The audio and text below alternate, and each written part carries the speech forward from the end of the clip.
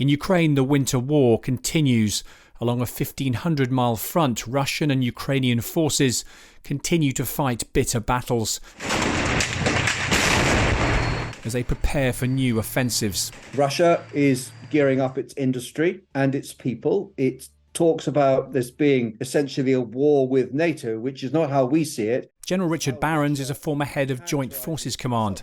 He says recent Russian losses are sparking ever louder criticism inside Russia about the way the war is being conducted. What we're beginning to see more of, and the recent example of the HIMARS attack on what appears to have been a barracks for recently mobilized Russian conscripts, are voices that are blaming Russian military leadership, the generals, for the incompetent way in which they are doing two things. One is not protecting their own people, and secondly, just throwing them at Ukrainian firepower to no great gain in places like Bakhmut.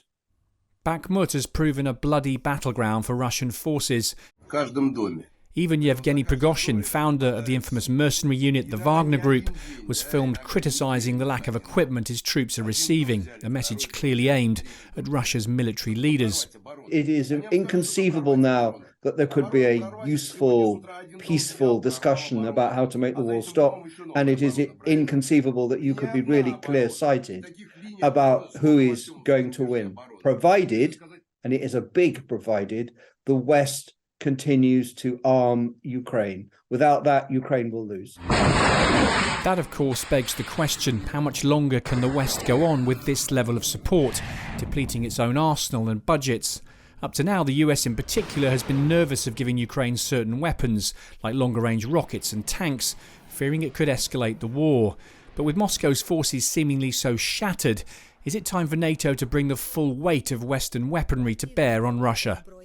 Well, my own view, of course, matters not a jot, is that it is absolutely ridiculous that an organization of countries as powerful as the West, the US, the European Union, the UK, have a population, an economic wealth, a military wealth, $1 trillion a year being spent on defense, which is massively greater than Russia. So it seems to me ridiculous that the West is in a position where Russia thinks it can, frankly, push us around. And it would be in the West's own best interest to make the war in Ukraine come to an end successfully for Ukraine, because it would dictate terms to Russia, it would assure our own security, and it would remind other powers in the world in a very difficult century that we are going to stand up for ourselves. For Russia, taking the Donbass remains the key objective. Ukraine's offensive is expected to be further south, aimed at pushing Russian troops back towards the Sea of Azov and eventually into Crimea.